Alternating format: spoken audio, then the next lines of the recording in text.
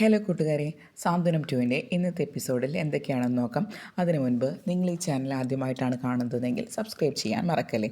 Video ഇഷ്ടപ്പെട്ടാൽ ലൈക്കും ചെയ്യുക.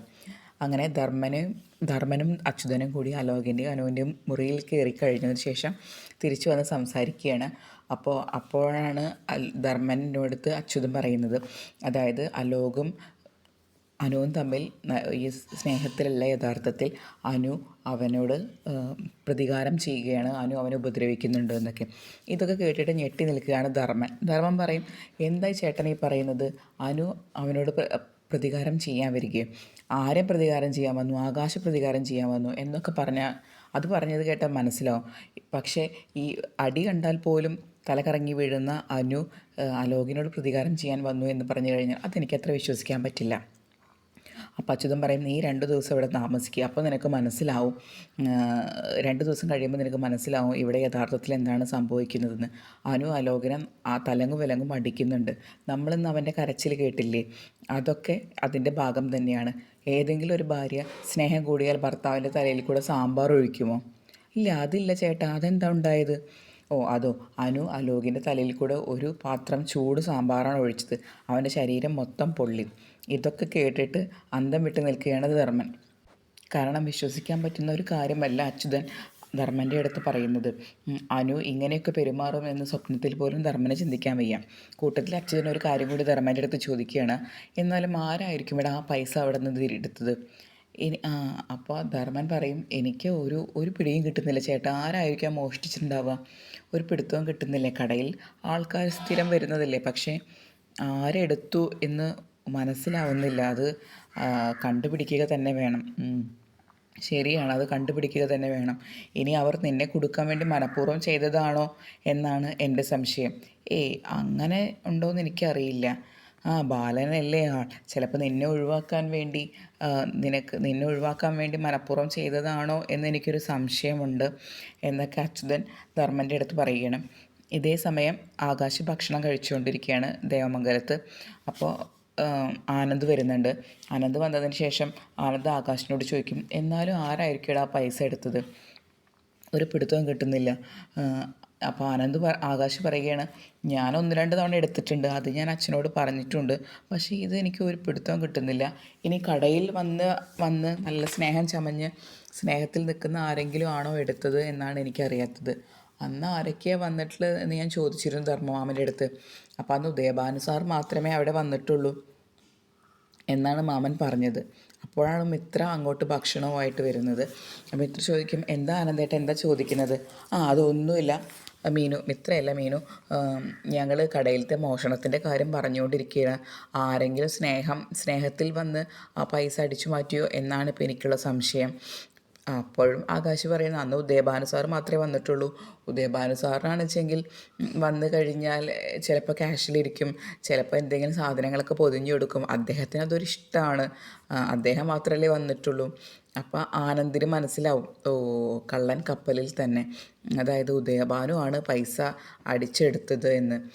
അപ്പോൾ ആനന്ദിൻ്റെ മുഖത്തത് വ്യത്യാസം മനസ്സിലാവുന്നുണ്ട്. അതായത് ഉദയഭാനു ആണ് പൈസ മോഷ്ടിച്ചതെന്ന്. അപ്പോൾ അത് ഒളിക്കാൻ വേണ്ടി ആനന്ദ് പറയും, ദേവി കടയിൽ പോയിരിക്കുന്നതൊന്നും ഉദയഭാനു സാറിന് ഇഷ്ടമല്ലെന്ന് തോന്നുന്നു. അപ്പം മീനു പറയുകയാണ്, ശരിയായിരിക്കും, കാരണം ഇത്രയും വലിയൊരു ബിസിനസ്മാൻ്റെ മകളല്ലേ അവർ കടയിൽ പോയിരിക്കുമ്പോൾ എന്തായാലും അച്ഛനത് വിഷമം ഉണ്ടാവുമല്ലോ. പക്ഷേ ദേവി ചേച്ചിക്ക് അങ്ങനെയൊന്നുമില്ല. ദേവി ചേച്ചിക്ക് ഇത്രയും വലിയൊരു ബിസിനസ്മാൻ്റെ മകളാണെന്നുള്ള അഹങ്കാരമൊന്നുമില്ല. ദേവി ചേച്ചി എല്ലാ കാര്യങ്ങളും നന്നായിട്ട് തന്നെയാണ് ചെയ്യുന്നത്. ചേച്ചിക്ക് ഇത് ഇഷ്ടമാണ് അങ്ങനെയൊക്കെ ചെയ്യാൻ എന്ന് പറയുകയാണ്. എന്തായാലും നമുക്കത് അന്വേഷിച്ചേ പറ്റുള്ളൂ. മാമൻ ഒരിക്കലും അത് എടുക്കില്ല എന്ന് നമുക്കറിയാലോ. അപ്പോൾ അത് കൃത്യമായിട്ട് അത് കണ്ടുപിടിക്കുക തന്നെ വേണം എന്ന് ആനന്ദ് ആകാശിനോട് പറയുകയാണ്. കൂട്ടത്തിൽ ആനന്ദ് മനസ്സിൽ വിചാരിക്കുന്നുമുണ്ട്, അപ്പോൾ കള്ളൻ കപ്പലിൽ തന്നെ ഉദയഭാനു ആണ് പൈസ മോഷ്ടിച്ചത്. പക്ഷെ അത് കണ്ടുപിടിക്കാൻ ദേവിയുടെ കയ്യിൽ ചോദിച്ചു കഴിഞ്ഞാൽ അത് കാര്യമില്ല, പകരം ദേവിയുടെ അമ്മയെ പിടിക്കണം എന്ന് പറഞ്ഞങ്ങനെ നിൽക്കണം. പിന്നെ കാണിക്കുന്നത് പർച്ചേസിങ് കഴിഞ്ഞ് ഇറങ്ങി വരുന്ന ദേവിയുടെ അമ്മയാണ്. ദേവിയുടെ അമ്മേനെ ഫോളോ ചെയ്തിട്ട് ആനന്ദ് കൂടെയുണ്ട്. അപ്പോൾ ആനന്ദ് അമ്മയെന്ന് വിളിച്ച് നിൽക്കുകയാണ്. അപ്പോൾ ആനന്ദിനെ കണ്ടതോടുകൂടി ദേവിയുടെ അമ്മയ്ക്ക് ഒരു ചമ്മലൊക്കെ വരും. കാരണം അത്യാവശ്യം പർച്ചേസൊക്കെ കഴിഞ്ഞിട്ടാണ് ദേവിയുടെ അമ്മ പുറത്തിറങ്ങുന്നത്. അപ്പോൾ അല്ല അമ്മേ, എനിക്ക് അമ്മയെ കണ്ടിട്ട് മനസ്സിലായേ ഇല്ല. സാധാരണ അമ്മ നടന്നിട്ടും ഓട്ടോയിലേക്കല്ലേ വരാറ്, ഇതെന്താ കാറിൽ? ഓ അതോ മോനെ, ഉദയേട്ടന് കുറച്ച് പൈസ ഒരാൾ തരാനുണ്ടായിരുന്നു, ആ പൈസ ഇന്നലെ കിട്ടി. അപ്പോൾ ചിലവിന് വേണ്ടിയും കുറച്ച് സാധനങ്ങൾ വാങ്ങാൻ വേണ്ടി ഉദയേട്ടൻ എനിക്ക് പൈസ തന്നു. ആ, അപ്പോൾ ഞാൻ ഒന്നും നോക്കിയില്ല, ഒരു ടാക്സി വിളിച്ചിട്ട് തന്നെ വന്നു. അതാണ് എന്ന് പറയുകയാണ്. അപ്പോൾ ആനന്ദ് പറയും, ആ ശരിയാണ്, മഴയത്തും വെയിലത്തൊക്കെ ടാക്സി തന്നെയാണ് നല്ലത് എന്ന്. അല്ല അമ്മ കിടിലൻ പർച്ചേസ് നടത്തിയ മട്ടുണ്ടല്ലോ, കുറേ കവറുകളുണ്ടല്ലോ. അതാ ഞാൻ പറഞ്ഞത്, അത്യാവശ്യം കുറച്ച് പൈസ കിട്ടി, ഞങ്ങളുടെ ബുദ്ധിമുട്ടൊക്കെ മാറി തുടങ്ങിയെന്ന് തോന്നുന്നു. ഉദയേട്ടന് ഇപ്പം അത്യാവശ്യം പൈസയൊക്കെ കിട്ടുന്നുണ്ട്, ഞങ്ങൾക്ക് വലിയ ബുദ്ധിമുട്ടൊന്നുമില്ല. ഓ ശരി. ഓ പിന്നെ അച്ഛനോട് ഞാൻ പറഞ്ഞിരുന്നല്ലോ, ദേവിയെ വന്ന് കണ്ടിട്ട് ഗോമതി സ്റ്റോറിൽ ദേവി വരുന്നത് നിർത്തിക്കണമെന്ന്. ഓ അത് ദേവീനെ കാണാൻ ഇടയ്ക്കിടയ്ക്ക് ഉദയേട്ടൻ വരുന്നുണ്ട് കടയിൽ. പക്ഷേ കടയിൽ ഒത്തിരി ആളുള്ള കാരണം ദേവിയുമായിട്ട് സംസാരിക്കാൻ പറ്റുന്നില്ല. ഇടയ്ക്കിടയ്ക്ക് വരുന്നുണ്ട്.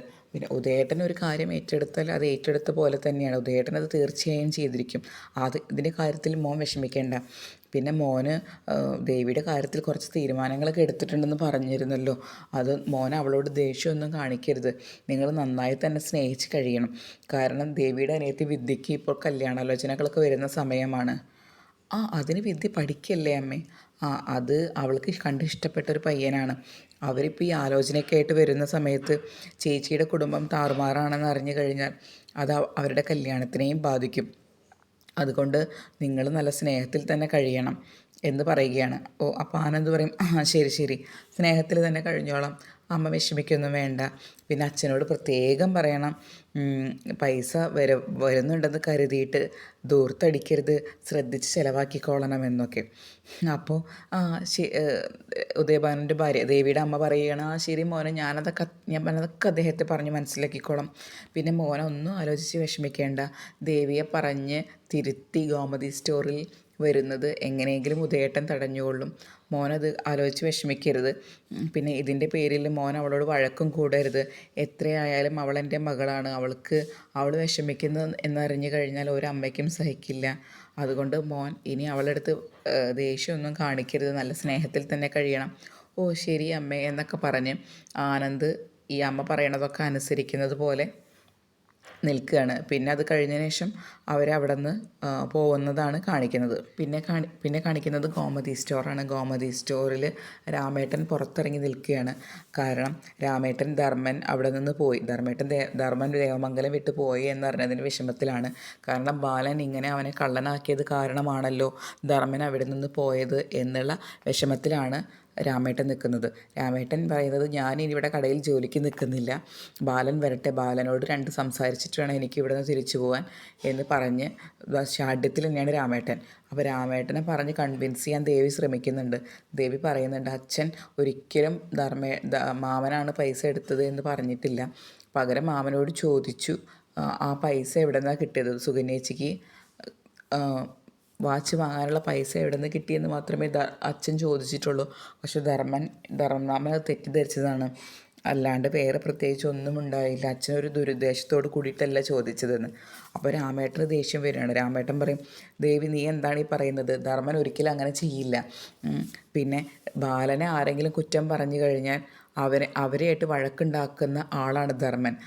രണ്ട് ശരീരവും ഒരു മനസ്സുമായിട്ടാണ് ബാലനും ധർമ്മനും ജീവിച്ചിരുന്നത്. എന്നിട്ട് ആ ധർമ്മൻ ആ വീട് വിട്ട് ഇറങ്ങിപ്പോയി എന്ന് പറഞ്ഞു കഴിഞ്ഞാൽ അവൻ്റെ മനസ്സ് എത്രത്തോളം വിഷമിച്ചിട്ടുണ്ടായിരിക്കും. അതെന്താ നിങ്ങളാരും ആലോചിക്കാത്തത് എന്ന് തിരിച്ചു ചോദിക്കുകയാണ് രാമേട്ടൻ.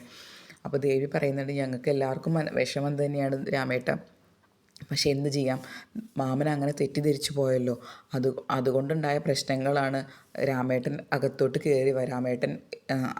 കയറി വാ, ഇല്ലെങ്കിൽ എനിക്കും വിഷമമാവും. നിന്നെ ഞാൻ വിഷമിപ്പിക്കുന്നില്ല ദേവി, പക്ഷേ ബാലൻ വന്നിട്ട് ബാലനോട് സംസാരിച്ചിട്ട് വേണം ഇവിടെ നിൽക്കണോ അതോ ഇവിടെ നിന്ന് പോകണോ എന്ന് എനിക്ക് ആലോചിക്കാൻ. അങ്ങനെ വളരെ ദേഷ്യത്തിലാണ് രാമേട്ടൻ നിൽക്കുന്നത്. അപ്പോൾ ഇതേ സമയം ബാലൻ കടയിലോട്ട് കയറി വരുന്നുണ്ട്. ബാലൻ കടയിലോട്ട് കയറി വരുമ്പോൾ രാമേട്ടൻ ചോദിക്കും, നീ എന്ത് പണിയാണ് കാണിച്ചത് ബാല, ധർമ്മനെ നീ തെറ്റിദ്ധരിച്ചപ്പോഴോ, ധർമ്മൻ ഇവിടുന്ന് പൈസ മോഷ്ടിക്കുമെന്ന് നീ വിചാരിക്കുന്നുണ്ടോ, നീ എന്തിനാണ് അവനെ ഒരു കള്ളനാക്കിയത് എന്നൊക്കെ ചോദിച്ച് ബാലൻ്റെ അടുത്ത് ചൂടാവുകയാണ് രാമേട്ടൻ. അപ്പോൾ ബാലൻ പറയുന്നത്, രാമേട്ടൻ ഞാൻ ഒരിക്കലും അവൻ കള്ളനാണെന്ന് പറഞ്ഞിട്ടില്ല. അവൻ്റെ കയ്യിൽ എത്രത്തോളം പൈസ ഉണ്ടെന്ന് എനിക്കറിയാം. അപ്പം അന്ന് രാമേട്ടന് ഓർമ്മയുണ്ടോ, അന്ന് അവൻ അവിടെ നിന്ന് നമ്മൾ കടയിൽ നിൽക്കുന്ന സമയത്ത് അവൻ ഇറങ്ങിപ്പോയത്. അപ്പോൾ അവനോട് ഞാൻ ചോദിച്ചതാണ്, നീ എവിടേക്കാണ് പോകുന്നതെന്ന്. അപ്പോൾ അവനാകെ പരുങ്ങി നിൽക്കുകയും കൃത്യമായിട്ടൊരു മറുപടി പറയുകയും ചെയ്യാതെയാണ് അന്ന് അവിടെ നിന്ന് പോയത്. അതേ ദിവസം തന്നെ അവൻ സുകന്യയ്ക്ക് ഒരു വാച്ച് വാങ്ങി കൊടുത്തു. അപ്പോൾ അതിൽ നിന്ന് ഞാൻ എന്താ മനസ്സിലാക്കേണ്ടത്? മക്കളൊരു തെറ്റ് ചെയ്യുമ്പോൾ ഞാൻ തിരുത്തണ്ടേ? എനിക്ക് ധർമ്മൻ എൻ്റെ മൂത്ത മകനാണ്. മക്കളൊരു തെറ്റ് ചെയ്ത് കഴിഞ്ഞാൽ അത് നമ്മൾ തിരുത്തേണ്ടത് നമ്മുടെ കടമയല്ലേ? എന്താണ് എൻ്റെ ഒരു മകൻ എന്തെങ്കിലും എൻ്റെ കയ്യിൽ നിന്ന് എടുക്കുകയോ എന്നോട് ചോദിക്കാതെയോ ചെയ്ത് കഴിഞ്ഞാൽ ഞാനത് ചോദിക്കുകയും അത് തിരുത്തുകയും ചെയ്യും. അതെൻ്റെ അവകാശമല്ലേ? അതുപോലെ തന്നെയാണ് ഞാൻ ധർമ്മൻ്റെ അടുത്തും ചെയ്തത്. പക്ഷെ ധർമ്മൻ അത് മനസ്സിലായില്ല. അതാണ് ഉണ്ടായത്. ഇനിയും രാമേട്ടൻ ഇവിടെ നിന്ന് പോകണം എന്നാണെങ്കിൽ രാമേട്ടൻ പൊക്കോളൂ, എനിക്ക് കൂടുതലൊന്നും പറയാനില്ല എന്ന് പറയുകയാണ്. അങ്ങനെ ബാലൻ പോയി അകത്ത് പോയിരിക്കും. ദേവി ഇങ്ങനെ ആശങ്കയിൽ നിൽക്കുകയാണ്. അപ്പോൾ രാമേട്ടൻ അവിടെ പുറത്ത് നിൽക്കുന്നുണ്ട്. അപ്പോൾ ഒരാൾ വന്നിട്ട് കടയിൽ വന്നിട്ട് അരി വേണം എന്ന് പറയും. അപ്പോൾ രാമേട്ടൻ അകത്ത് കയറുന്നില്ല. അപ്പോൾ ദേവി അരി എടുക്കാൻ വേണ്ടി ദേവി എണീക്കുമ്പോൾ രാമേട്ടൻ ചോദിക്കും, മട്ട അരിയാണ് വേണ്ടത് അതോ പൊന്നിയരിയാണോ വേണ്ടത്? അപ്പോൾ അയാൾ പറയും മട്ട അരി. അപ്പോൾ എന്നാൽ ശരി എന്ന് പറഞ്ഞ് രാമേട്ടൻ കടയിലോട്ട് കയറി ചെല്ലുകയാണ്. അത് കാണുമ്പോൾ ദേവിക്കും ബാലനും സന്തോഷമാവുകയാണ് കാണിക്കുന്നത്. പിന്നെ ഗോമതി ദേവമംഗലത്തിന് പുറത്ത് ഇങ്ങനെ ഓരോന്ന് ആലോചിച്ച് നിൽക്കുകയാണ്. ഇതേ സമയം ഗോമതിയുടെ അമ്മയും അവിടെ കൃഷ്ണമംഗലത്തിൻ്റെ അവിടെ നിൽക്കുന്നുണ്ട്. അപ്പോൾ ഗോമതിയെ കണ്ടപ്പോൾ ഗോമതി എന്ന് വിളിക്കുകയാണ്. ഗോമതി അടുത്തോട്ട് ചെല്ലും. അപ്പോൾ അമ്മ ചോദിക്കും, നിങ്ങൾ എന്ത് പണിയാണ് എൻ്റെ ധർമ്മൻ്റെ അടുത്ത് ചെയ്തത്? നിങ്ങൾ അവനെ ഒരു കള്ളനാക്കിയപ്പോഴോ എങ്ങനെ നിങ്ങൾക്ക് അവനെ കള്ളനെന്ന് വിളിക്കാൻ തോന്നിയത്? അപ്പോൾ ഗോമതി ചൂടാവും. അമ്മ എന്താണ് ഈ പറയുന്നത്? ധർമ്മനെ ഞങ്ങൾ കള്ളനെന്ന് വിളിക്കുകയോ? അമ്മ തന്നെ പറയാറില്ലേ, അമ്മയാണ് അവനെ പ്രസവിച്ചത്, ഞാനാണ് അവനെ വളർത്തിയതെന്ന്. അങ്ങനെയാണെങ്കിൽ നമ്മൾ രണ്ടുപേരും അമ്മമാർ തന്നെയല്ലേ? അമ്മമാർക്ക് മക്കളുടെ കാര്യത്തിൽ ചോദിക്കാനുള്ള അവകാശമില്ലേ? എൻ്റെ മക്കൾ എന്തെങ്കിലും തെറ്റ് ചെയ്ത് കഴിഞ്ഞ് ഞാൻ തീർച്ചയായും ചോദിക്കും. അതേ അവകാശത്തിൽ തന്നെയാണ് ബാലേട്ടനും അവനോട് ചോദിച്ചത്. പക്ഷേ അവൻ ബാലേട്ടനെ ഒന്നുമല്ലാതാക്കി കഴിഞ്ഞു. അവൻ എന്തൊക്കെയാണ് പറഞ്ഞതെന്ന് അമ്മ കേട്ടതല്ലേ? ആ മനുഷ്യൻ ആദ്യമായിട്ടാണ് ഒരാളോട് മാപ്പ് ചോദിക്കുന്നത് ഞാൻ എൻ്റെ ജീവിതത്തിൽ കാണുന്നത്. എന്നിട്ട് അവൻ എന്താണ് ബാലേട്ടനോട് തിരിച്ചു ചെയ്തത്? പ്രായം പോലും നോക്കാതെ അവൻ അതിന് തറുതല പോലെ സംസാരിച്ചിരിക്കുന്നു. ഇതിനെന്താ അമ്മയ്ക്ക് പറയാനുള്ളത്? ഒന്നും പറയാനില്ലേ? അപ്പോൾ അത് കേട്ടപ്പം ധർമ്മൻ്റെ അമ്മയ്ക്ക് ശരിയാണ്, ഗോമതി പറഞ്ഞതിൽ കുറച്ച് ശരിയുണ്ടെന്ന് തോന്നുകയാണ്. അപ്പോൾ ഇതേ സമയം അച്യുതൻ ഇതുവരെ കണ്ടിട്ട് എന്താണ് നിങ്ങളോട് സംസാരിക്കുന്നതെന്ന് ചൂടായിട്ട് ചോദിക്കുന്നുണ്ട്. ഇത്രയും കാണിച്ചുകൊണ്ടാണ് സാന്ത്വനത്തിൻ്റെ ഇന്നത്തെ എപ്പിസോഡ് അവസാനിക്കുന്നത്. കൂടുതൽ നേരത്തെ സാന്ത്വനം കഥ അറിയാനും കഥാപാത്രങ്ങളുടെ വിശേഷങ്ങൾ അറിയാനും ആദ്യം നിങ്ങൾ ഈ ചാനൽ സബ്സ്ക്രൈബ് ചെയ്യുക. വീഡിയോ ഇഷ്ടപ്പെട്ടെങ്കിൽ ലൈക്ക് ചെയ്യാൻ മറക്കരുത്.